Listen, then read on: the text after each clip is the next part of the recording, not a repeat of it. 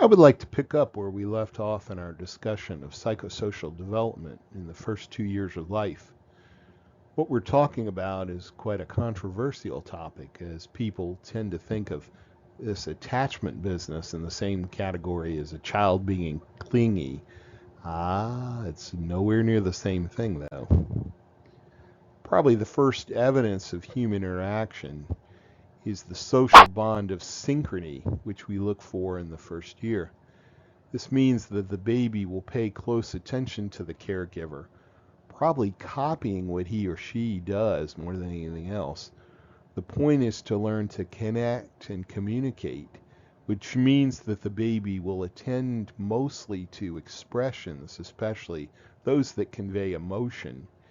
As the baby mimics the expressions, especially those that convey emotion, interaction, like regular give and take in communication, will develop.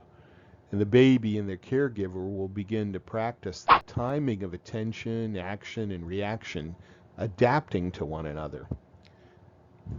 Hey, we keep doing this kind of business the rest of our lives. If you witness two lovers entranced with one another in a romantic situation.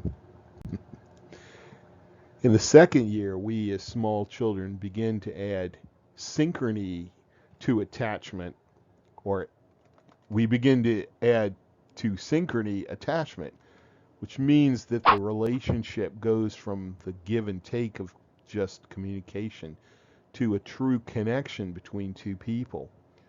First, this takes the form of behavior seeking proximity, as the child will find and approach the caregiver and then physically connect with him or her.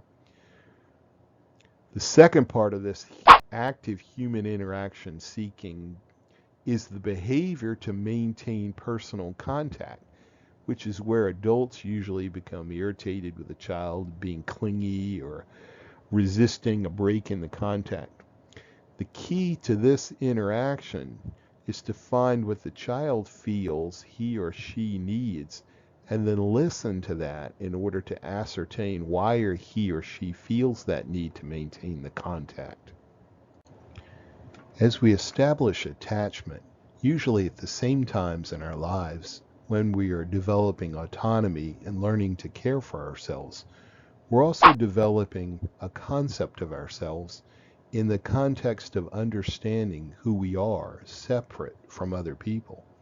For this reason, it's vitally important to attach with another so that we can rehearse our awareness of ourselves, which will lead, through attachment and interaction, to a consciousness of ourselves juxtaposed with others. From this, we'll then develop a healthy self-image, a byproduct of attachment and interaction. Without healthy attachment, we might develop a weak image of ourselves based only on an attempt to secure acceptance or personal empowerment, which would have resulted from solid attachment. Thank you.